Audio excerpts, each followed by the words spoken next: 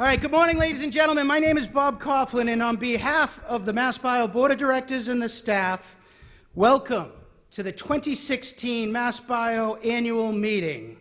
Over the next 2 days, you are going to be asked to consider and discuss some of the most pressing challenges and opportunities facing the life sciences today. From this morning's breakout on the potential of the microbiome to tomorrow's session on the 2016 national landscape, we ask you to be active participants in the program. Share your experiences, question the panelists, connect with each other. We certainly have a lot to discuss. There's never been a better time in our industry. The Massachusetts Supercluster is home to more than 60,000 biopharma employees, 22 million feet of lab space, and companies with 1,500 drug candidates in the pipeline. 8 of the 42 drugs approved by the FDA were research developed or manufactured here in the Commonwealth of Massachusetts. The work taking place here has us moving fast forward toward breakthrough scientific advancements, the type of discoveries that will ultimately lead to cures. It's also a challenging time for our industry. Precisely as we stand poised to bring more personalized medicine, advanced diagnostics, and cures to patients, we face stiff headwinds and a national conversation about the cost of those therapies. We've taken shots from political candidates who find our industry a convenient target during campaigns that focus on sound bites instead of insightful policies. We've been put on the defensive by health plans in a nationwide effort to divert attention from the significant increases in out-of-pocket costs patients face as a result of cost shifting and high deductible plans. The funny part is, I say bring it on. Bring it on, because there's no industry that's positioned better to make a case for the role of value in healthcare and the value of medical advancement to society as a whole than we are. We, the Massachusetts life sciences community, are innovators. We're pushing the leading edge of science, tricking the body into editing diseases right out of its own DNA. We are thwarting the limitations of physics by sending experiments into space.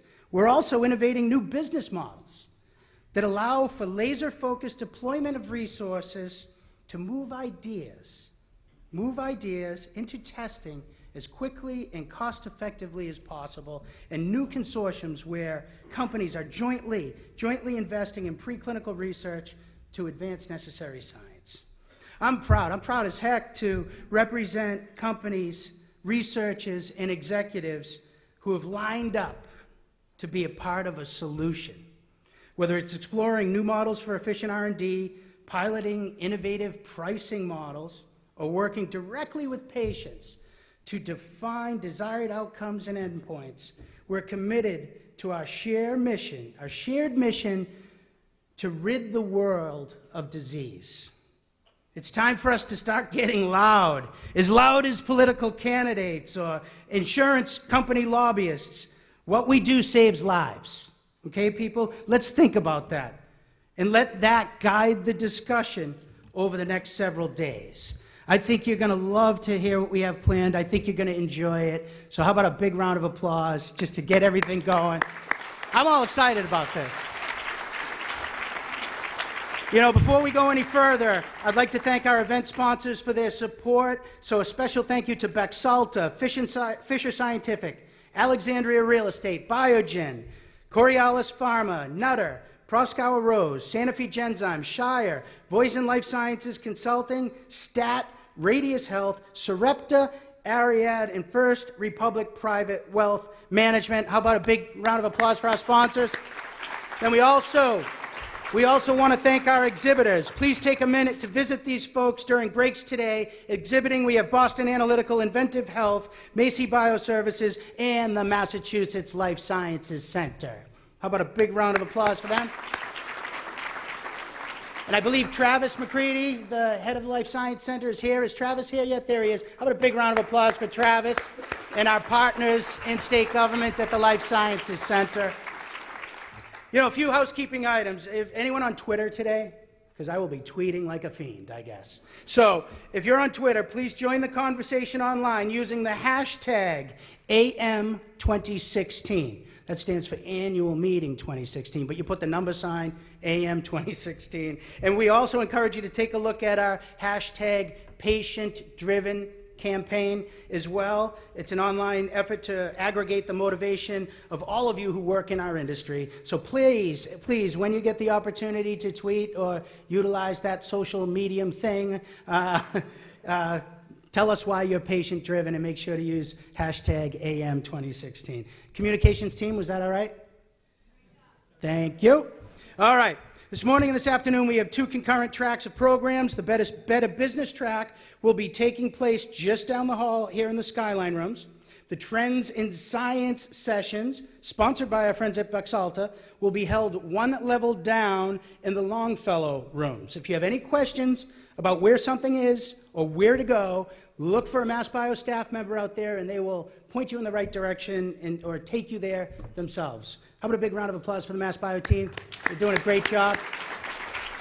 And finally, as always, you don't want to miss our networking reception this afternoon. We have great food and some beverage. That's going to start after the programming this afternoon around 4:15, 4:30. And I just want to say thank you to Alexandria Real Estate for sponsoring the wonderful cocktail reception today. So thank you to Alexandria.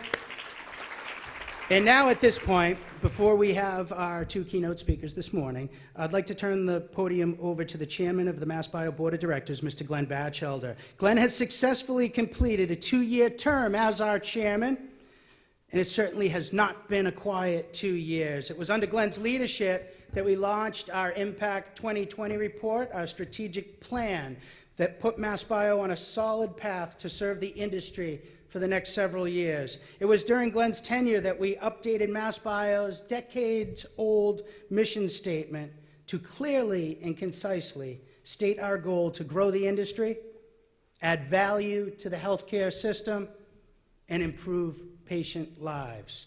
And it is with Glenn's guidance we have grown to offer broader and deeper services across our entire membership. Glenn let us know last week that now that he has free time because he's not the underpaid chairman of the MassBio board, the salary's zero, folks.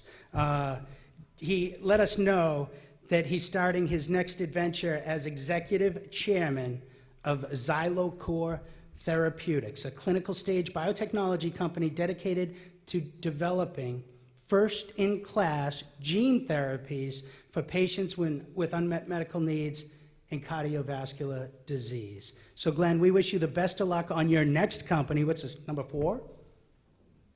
Number 4, we wish you the best of luck, and I just wanted to let you know, I probably should tell you this later, but the membership team is drafting an invoice for your new company. We want you to join as members next week, all right? If not, tomorrow. So you'll get that. It even says in the notes here, laugh in brackets. So whoever wrote that was funny, so thank you for that. So please join me in thanking Glenn for his chairmanship and leadership. He's been involved with the executive committee for a long time. And Glenn, we bought you something as a gift to make up for the lack of wages. So if you could come on up. I want to show you guys what I got him because we love this. Glenn, not only is he brilliant and wonderful, he's one of the nicest people I've ever met in my life. And we share a passion for the sea. Glenn has been a long-time sailor, and I found out today he just bought a power boat, which is awesome. Bob's fault. Yeah, I turned him on to the power boat, I think. But one of the things that I thought we'd love, you would love, and we wanted to say thank you, this ties the nautical theme together with Chelsea, where your company was. Yeah, my last company. So the last company was in Chelsea, and we got you a Chelsea ship's clock. And it's cool. And it's engraved and stuff on the back. So, And I just want to show, so when you put this on the desk of your new company, it's going to say Chairman Glenn Batchelder, MassBio Board of Directors, Chairman 2014 to 2016. Thank you for your dedicated service to our industry and the patients that it affects. So there you go, Glenn. Okay. You have your... Okay, so leave that there and go talk. Well, thank you, Bob. And the Chelsea Clock Company is a remarkable organization. It's, one of the really long-standing manufacturing organizations in Massachusetts. So we were proud to actually be neighbors with them at Civitas. So first, let me just thank everybody for taking the time to come out today and spend the next couple days with us exploring, and as Bob said, having a real dialogue around these issues. And particularly, I'd like to thank the governor for taking the time out of his busy schedule and reinforcing his well understood long-term commitment to the life sciences. So he's been supporting us for years. And particularly, I like his choice of stylish haircuts. I think he's going to explain more about that, but it might have, I'm always appreciative of it. So as I turn over the chair to Abby Selniker, I'm really extraordinarily optimistic about the future of both Massachusetts and sort of the global life science industry. You just wander around Kendall Square and you can just feel it, you can clearly see it. And so, as I look back and I even really look forward, in many ways, I think we're in the midst of a sort of singular moment of revolution in medical life science. I say that not as hyperbole. I really think it's true. So when you look back over the past, say, 5 years, some of the things that come to mind that are really surprises. Here we have a reliable cure for Hep C with minimal side effects, at least for the patients. There were some broader side effects, but I think that it sort of goes to how powerful the science is. We also have the possibility of changing the trajectory of cystic fibrosis, Alzheimer's disease, muscular dystrophy, things that have been just intractable challenges over time.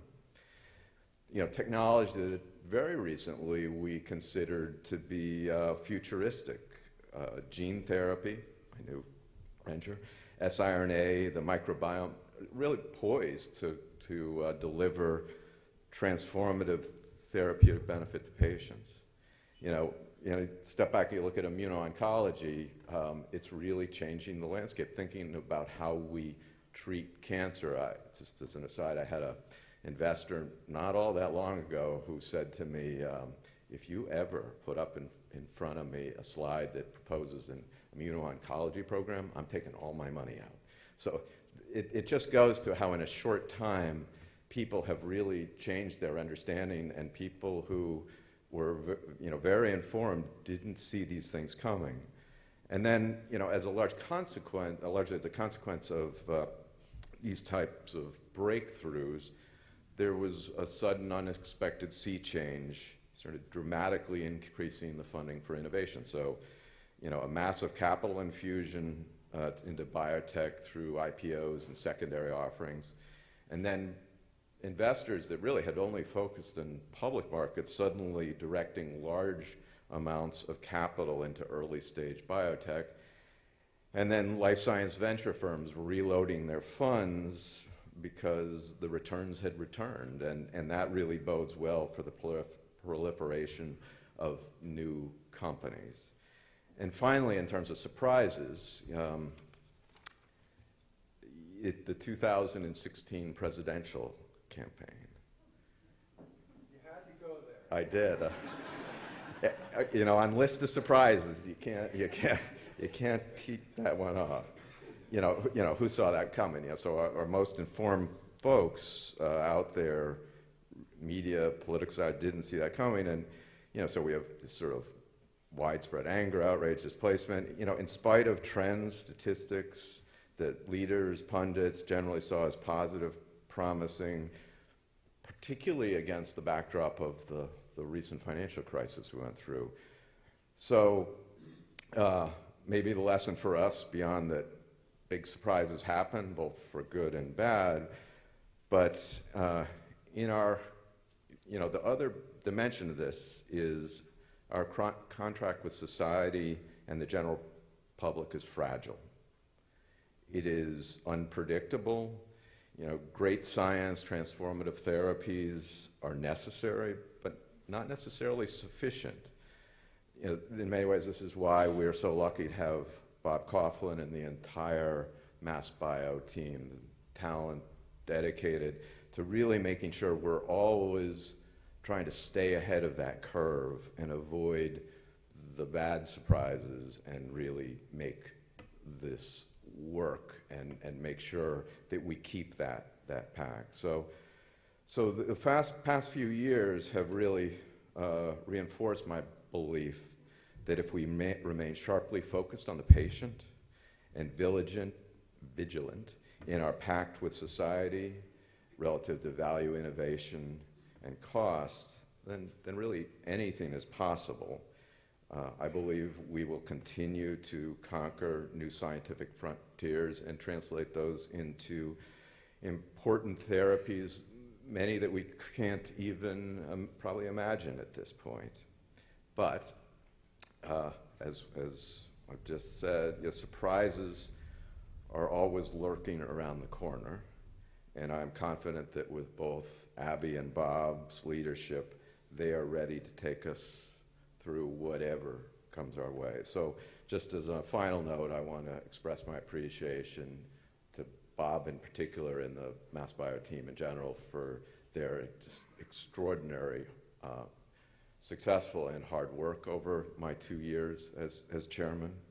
And I also want to thank the executive committee, so Jeff McKay, Abby Selnicker, Dave Lucchino, Larry Wittenberg, and Mike O'Hare, showing up and really working at this while we all have competing day jobs. Until recently, I had less of a competing day job. Now I have a competing day. But the fact that it is a lot of work, and we are all very committed to making this a great success. So thank you very much.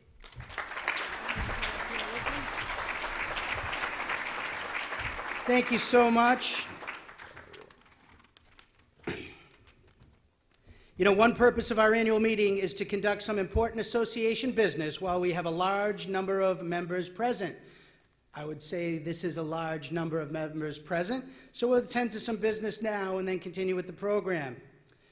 Chairman Batchelder will put into nomination our Board of Directors slate for the following year, and then we will take a vote. I offer the slate detailed here for the nomination as of 2016-17 MassBio Board of Directors. I make a motion to place these names into nomination. Is there a second? Second. A motion has been made and seconded. All those in favor? Aye. All those opposed? The ayes have it. The ayes have it. The names have been placed into nomination. I would like to make a motion to approve the 2016-2017 MassBio Board of Directors listed here. Is there a second? Second. A motion has been made and seconded. All those in favor? Aye. All those opposed? The ayes have it. Congratulations to the board, especially the new members, Chris D'Souza from Broadview Ventures, Mike Illers from Pfizer, Michelle Gallen from Shire, Mike Ruggiero from EMD Sirona, Kumar Srinivasan. Thank you. Sorry for that.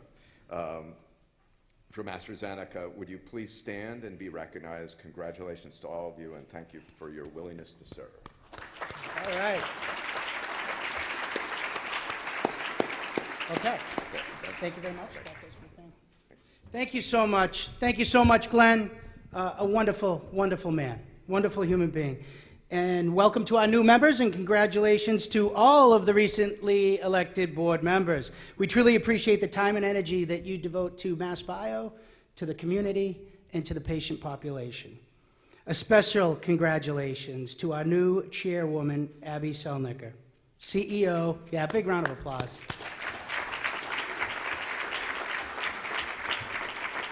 Abby's the CEO of 11 Biotherapeutics. She's been in our industry for over 25 years. You clearly started when you were 11. She's worked with small and mid-sized biotech companies as well as mid-sized and large pharma companies, including Alexion, Tallagen, Novartis, Millennium, Wyeth, Genetics Institute, Genentech, and even the University of Arizona Cancer Center. Needless to say, she is significantly overqualified for the position. No offense to Jeff and to Glenn and Jeff and the former chairs that are here, but you are clearly overqualified for this position. We're so thrilled, Abby, that you are stepping up to help guide MassBio over the next 2 years. The board, the nominating committee, the team at MassBio, and the industry at large cannot thank you enough and could not ask for a more qualified, better person to do this during the next 2 challenging years. So I would ask you all to please join me in congratulating Abby Selnecker as the new chairperson, chairwoman, chair boss of MassBio. Please come on up, Abby, for a few remarks.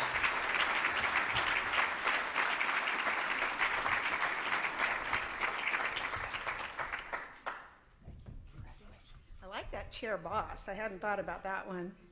So thanks, Bob, and thanks, Glenn, for the welcome. It's really an honor to have the opportunity to chair the MassBio board. This is arguably the most effective life sciences industry organization at any level, in any place in the world, and it's really an honor to be able to continue to be involved with it at this level. When I think about the success of the life sciences in Massachusetts, we always come to the same word, ecosystem. It would be impossible for us to do what we do if we didn't have the unique convergence of organizations that exist here.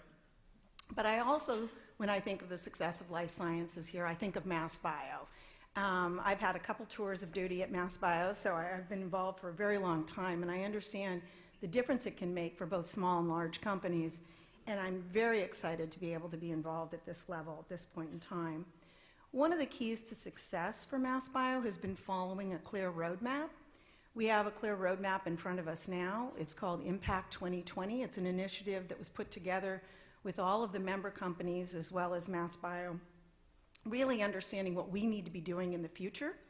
And I think that there's a very simple theme. The simple theme is doing things that make a difference for patients and their families.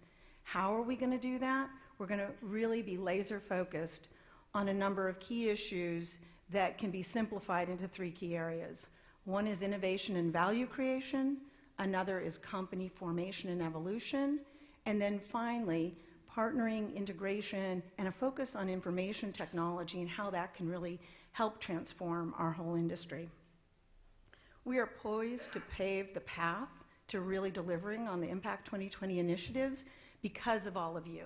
Because of our member organizations and associates, we have the opportunity to really drive this. But it couldn't be done without the leadership of Bob Coughlin as the CEO of the MassBio and his amazing team, and the really a remarkable board of directors that we have.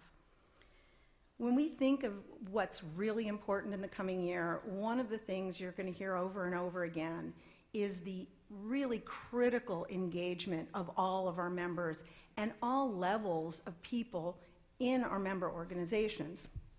It's a call to arms, if you will. We need you involved. We need to hear what you need. We need to hear what you want. We need to hear what you think. And so you'll be hearing a lot of that from us. Our success is also very critically aligned with organizations that go beyond just the companies and the CROs that drive innovation in our area. Our affiliation with the academic institutions and hospitals in our area is key. When we think about innovation and education, these are both equally important. And workforce development, we hear it over and over again, is key. And workforce development comes from the education that these organizations are driving. MassBio and MassBioEd has been very, very involved in this, as has the Mass Life Sciences Center, and we plan to continue to integrate and work very hard in this area. Very close partnering with our policymakers and government colleagues is also key.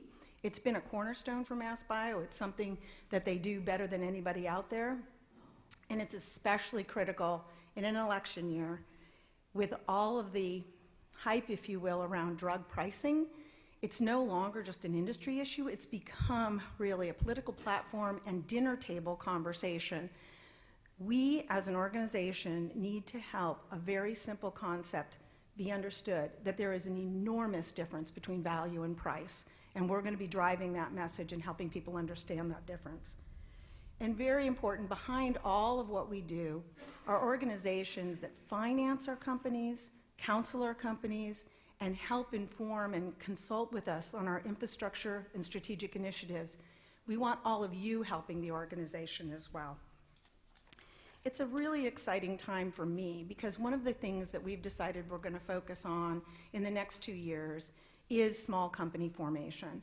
As a scientist and a CEO, it's really special for me to have the opportunity to know that that's what's going to be one of the focuses of the next 2 years. This is the root of our ecosystem, and we need to do all we can to make sure that this is the place where small companies in biopharma are started and cultivated and then grow into larger companies. As mentioned before, we're going to be really focused on engaging all of you. You're going to hear it over and over again. Member engagement is key, and we're going to be doing all that we can to give you what you need, and we're going to be taking what we need from you as well.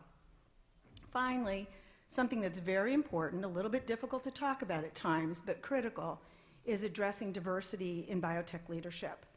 This is something that's key to our workforce development. We all understand that the institutions in Massachusetts have done a ton to sort of promote STEM education. And institutions like Simmons and Mount Holyoke have really focused on STEM education for women. There are also many other inclusion initiatives out there, but nevertheless, we're still not delivering against our goal of really increasing the diversity in our workforce. An example is in biotech and biopharma, incoming sort of level of people, it's about 50-50 male-female.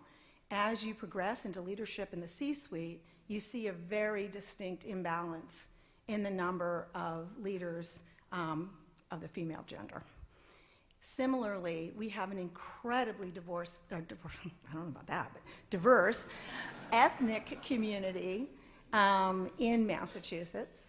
But yet, we don't see that diversity represented even at the entry level in our organizations. So we need to be doing more to address this diversity. And you might ask why? Well, there's a lot of studies that have been done that demonstrate that diverse teams and diverse companies have a better track record of innovation and problem solving. And if you think about our mission of value creation, innovation and problem solving are key to that. So we're going to be doing what we can, and we're going to be engaging all of you in that solution as well.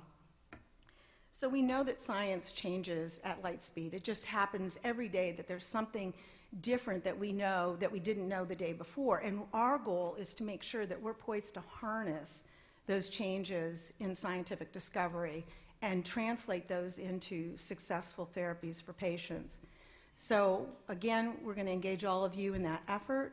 I want to really thank everybody for this opportunity. It's just a fantastic sort of thing that one can do to pay back what we know that MassBio and the whole ecosystem has done for us as innovators. So I look forward to it. Bob and your team, thank you very much. And get to work.